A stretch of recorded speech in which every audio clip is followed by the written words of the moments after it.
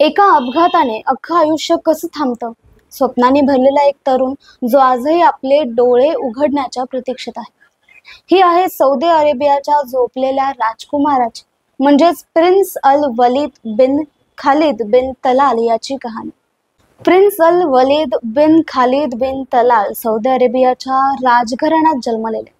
ते सौदी अरेबियाच्या स्थापक राजा अब्दुल अजीज अल सौद यांचे पणतू आणि प्रिन्स तलाल बिन अब्दुल अजीज यांचे नातू आहेत. 2005 मध्ये प्रिन्स अल वलीद एका लष्करी महाविद्यालयात शिक्षण घेत होते. तेव्हा एका भीषण कार अपघातात त्यांच्या डोक्याला गंभीर इजा झाली. त्या दिवसापासून आजपर्यंत जवळपास 2 दशक ते एका खोल कोमामध्ये आहेत. त्यांना रियादमधील किंग अब्दुल अजीज मेडिकल सिटीमध्ये ठेवण्यात आलं आहे. त्यांचं संपूर्ण जीवन व्हेंटिलेटर आणि फीडिंग ट्यूबच्या सहाय्याने सुरू आहे. डॉक्टरांनी अनेकदा जीवन संकल्पन थांबवण्याचा सल्ला दिला, पण त्यांच्या वडिलांनी नकार दिला.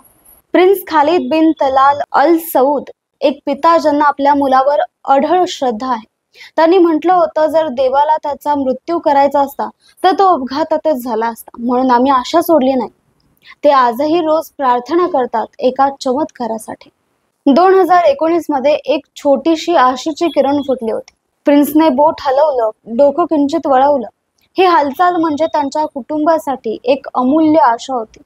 18 एप्रिल 2025 रोजी प्रिन्सने त्यांचा 36वा वाढदिवस साजरा केला. जरी ते कोमात आहेत तरी त्यांच्या कुटुंबियांनी प्रेमाने त्यांच्या सभोवताली असंख्य फुलं आणि प्रेमाचं वातावरण तयार केलं होतं.